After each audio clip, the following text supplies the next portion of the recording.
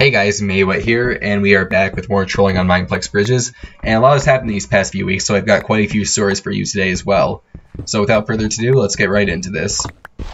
So this first story actually happened a few days after I uploaded my last trolling on Mineplex bridges video, and so what happened was my sister and her husband texted me and they wanted to check out my room, because they haven't seen it yet.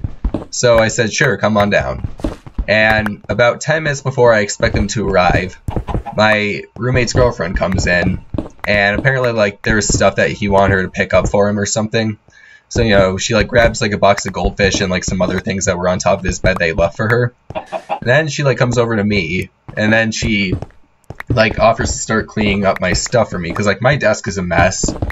You know, you've never seen it, but just trust me, like, there's a ton of papers and stuff on there. It's always a huge mess. And that's how it was back at my house, too. And so she starts cleaning it up, and I'm like, hey, you know, you don't have to do this. And she's like, no, I want to. And it was pretty obvious my roommate put her up to it, but, I mean, it was kind of awkward because, first off, it's my roommate's girlfriend, and she's in my room alone with me, like, without my roommate. I had no idea where my roommate was, so that alone was awkward. Second off, my sister was going to be there in 5 minutes. So just imagine what would have happened if my sister walked in during this. She'd be like, hey Matt, who's that girl cleaning your stuff? Oh, it's my roommate's girlfriend. Oh, where's your roommate? I don't know. You know, just think about how that would have been. So, there's that. So, I'm trying to, you know, like, get her out. So it's like, hey, it's fine, you know, I appreciate the offer, but I know where all my important stuff is. And so, she manages to clean it up. And, you know, I'm helping her to make it go faster. So after a while, we managed to get cleaned up, like 2 minutes before my sister is supposed to arrive. And I recently, like, went shopping with my grandparents. We got a bunch of junk food. So, like, that's still in shopping bags in my bed. She's like, now let's put away this junk food. I'm like, nope, I'll do it later. I kind of like it there so that if I'm, you know, I'm just trying to, like, think of something. So I'm like, I like it there so that I just reach down while I'm laying in bed and, like, grab a snack or something. Of course, this isn't true, but my sister's going to be there in 2 minutes. We don't have time to put away the food, and I don't have to explain this whole situation to her, so she's like, alright, fine. So she leaves, and then 2 minutes later, my sister comes with her husband, and they checked out my room, where they were impressed with how clean it was, so I guess thanks to my roommate for having his girlfriend clean my desk, I guess. And so, yeah, they came, checked out my room, and that was it. So this next story took place at 4 in the morning last night, and so I went to bed past midnight, and at 4 in the morning I wake up to this alarm blaring. At first I thought it was my roommate's phone, so I sit up and look at him, and I'm about to yell at him to turn his phone off, and he's like, it's the fire alarm.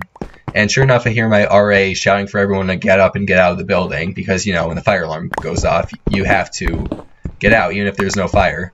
And my roommate's just like, there's probably no fire, so just tell him my brother is sleeping or something. So I'm like, okay, whatever. So we get out there, and it's pretty cold out, because, I mean, it's 4 in the morning, and, you know, 'tis the season for things to get really cold. And apparently some guys, like, didn't grab a shirt or something, because, like, you know, I grabbed my phone and a sweatshirt before walking out, because I didn't smell smoke or anything, so I wasn't really rushing. It was pretty odd. Like, if there was a fire, it was on the way other side of the building, so I had plenty of time, so I grabbed a sweatshirt and stuff, but, like, some people, I guess, decide not to do that. It's like, there are guys who were in, like, shorts and no shirt. Kind of felt bad for them because of how cold it was, but whatever, that was their choice. And so, after, we had to wait, like, 20 minutes for the fire department to come clear us out. When they do clear us out, we all go back in. I put my sweatshirt back. And then, like, I could still hear the fire alarm going off from, like, the other half of the building, because, like, the technicians or whatever were having trouble shutting it off. And so I hear, like, this guy, like, drilling or something. I guess he was trying to drill, like, to try and break the circuit or whatever, like, close the circuit to get the fire alarm to turn off. All of a sudden I hear our fire alarm start going off again, and I'm thinking, did someone seriously just pull again? I was about to get really mad. Then it shut off, and, like, everyone, like, on my floor is, like, looking out to see if we were going to evacuate again. And everybody's like, no, you guys can go back to bed now. They're just trying to figure out how to shut off the alarm. And so at this point, it's like 4:45 in the morning, and luckily I don't have class till 1 p.m., so I was able to sleep in. But just imagine if you had class at 8 a.m., and in our hall, it's pretty much impossible to fall asleep till past midnight because people are always making noise and stuff until quiet hours, which are at midnight.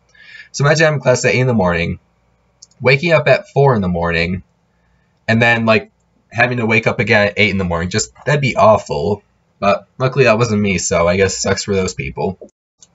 So it turns out the person who pulled the fire alarm did it as a prank, and they were from the building next door to ours. And that building is very well known for being horrible and like doing pranks like that, like horrible pranks. And I remember I almost lived in that building, but my sister warned me that that had a reputation about it. Like, apparently the girls call it the tool shed. And so basically, I thought she was just salty because one of her ex-boyfriends was from there, but no. As I later found out as this semester's gone on, there's a reason why it has that name. Like, they pranked her building before by like crapping in socks and then like leaving them in our hallway, like putting them on people's doorknobs. Like, they just do a lot of like terrible pranks like that. And so this time one of them thought it would be funny to pull our fire alarm at 4 in the morning. So, great prank, guys. I hope you enjoy getting arrested because we do have security cameras.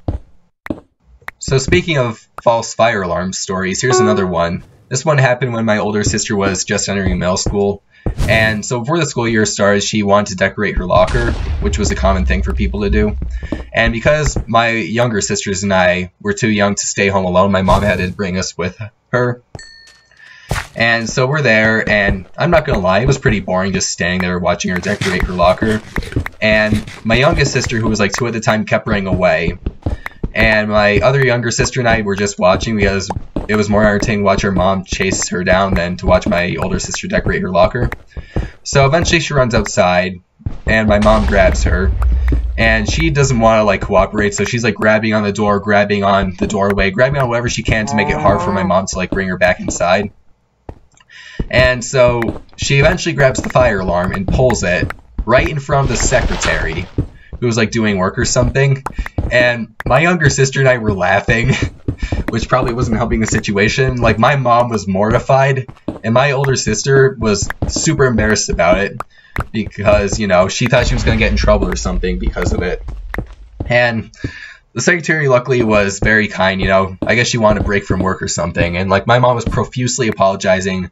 My older sister was mad. Like, everyone was evacuating the building. Apparently there was like a sports practice going on because a lot of people were wearing jerseys and stuff. And my older sister just takes the decorations, just gets in the car, and tells everyone else to get in the car because we were leaving now. She didn't want to go back in there after that. And while we were driving back, we ended up seeing the fire department because, you know, they're legally obligated to respond whenever the fire alarm goes off.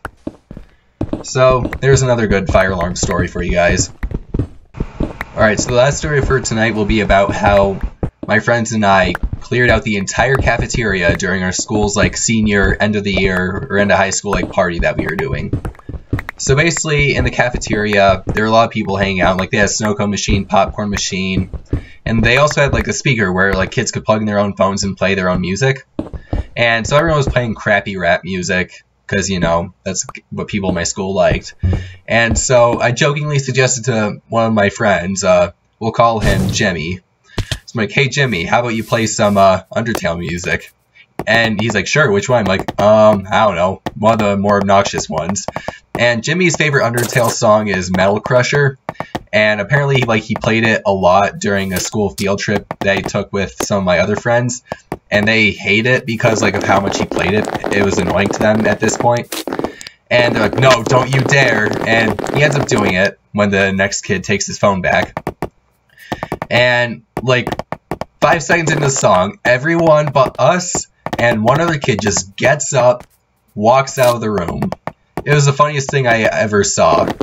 And my response to that was, man, had I known that was going to happen, I would have asked you to do that when I was in line for a snow cone, because our school's pretty big. You know, there's like 600 kids in each class at least. And the snow cone machine was pretty popular. And the line for it was super long as a result.